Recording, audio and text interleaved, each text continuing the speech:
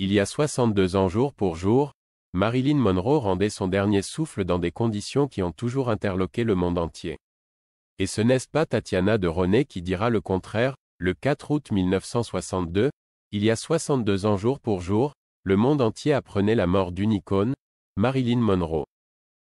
Retrouvée morte à son domicile de Los Angeles, en pleine nuit, elle a officiellement succombé à une overdose de barbiturique à l'âge de 36 ans.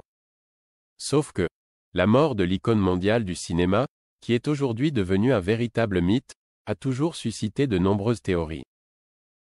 Si la thèse officielle est encore celle du suicide, l'actrice de 7 ans de réflexion était en proie à des problèmes de santé mentale, nombreux sont ceux qui croient à un accident déguisé ou même à un assassinat.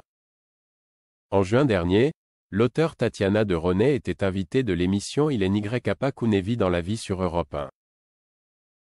Venue parler de son dernier roman en date, Poussière blonde, qui s'appuie principalement sur le film Les Désaxés, il revient sur la grande fragilité de Marilyn Monroe et sur ses multiples facettes émotionnelles.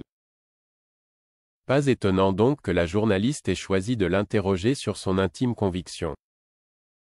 On a retrouvé Marilyn nue, allongée sur son lit, le téléphone dans une main. Ça a vraiment l'air d'une mise en scène, a d'abord relaté l'animatrice. Ce à quoi l'écrivaine a répondu du tac au tac.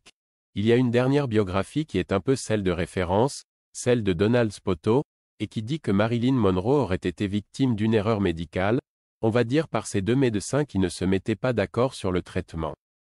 L'animatrice Isabelle Morizet a précisé. Elle aurait été victime d'un mélange fatal des hydrates de chloral et de nembutal. Sauf Kwon a maquillé la mort de Marilyn, a alors osé Tatiana de Ronay. Et à Tatiana de Ronay de poursuivre, on pense que ce psychiatre, Dr Grinson, a peut-être été beaucoup plus responsable qu'Kwon ne le pense. Et par panique, quand il s'est rendu compte qu'elle partait, on a maquillé. C'est ce que pensent les derniers. Il y a des zones d'ombre quand même très étranges, a finalement conclu la présentatrice. Des dires qui viennent donc s'ajouter aux divers scénarios qui entourent la mort de Marilyn Monroe. En plus de la théorie de l'accident, nombreux sont ceux qui pensent à un assassinat. Aurait-elle été tuée par celui qui était à l'époque le président des États-Unis, John Kennedy? Ou même par son plus jeune frère, Bob, avec qui l'actrice aurait eu une liaison?